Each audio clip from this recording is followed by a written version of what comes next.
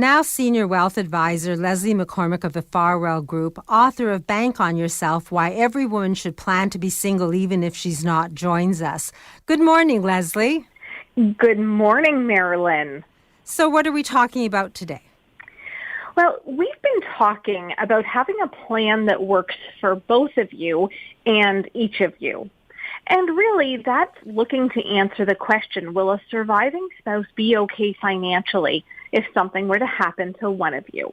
You've heard me say it before. In my opinion, one of the biggest risks married couples face, but that far too few people plan for, is that two become one, particularly near to or early in retirement.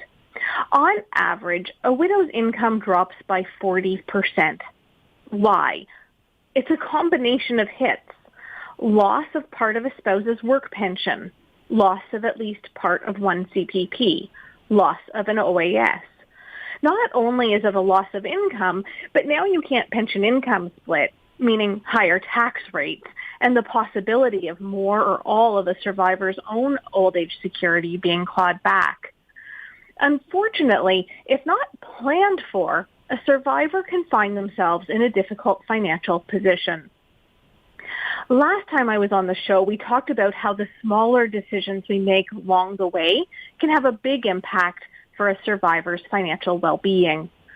Today, I'm going to talk about one of those smaller decisions, when couples decide to convert their RRSPs to RRIFs.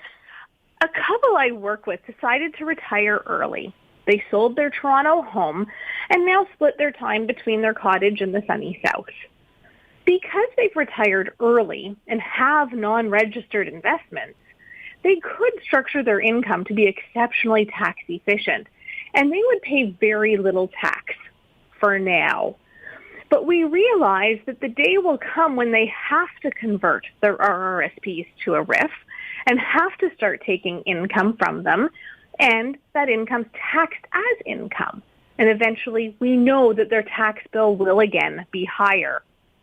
We got to thinking, should we instead trigger some taxes now in these very low tax years by converting their RRSP to a RRIF early and preserve more of those non-registered investments for longer? How would that impact their wealth and finances in the future?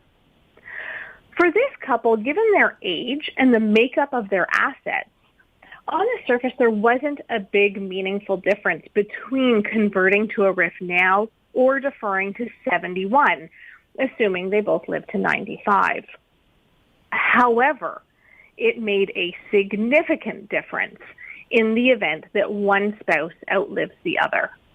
In this couple's survivor scenario, the surviving spouse was projected to be much better off if they converted to the RRIF early. By converting early, they preserve more of those tax-efficient non-registered investments that are so valuable.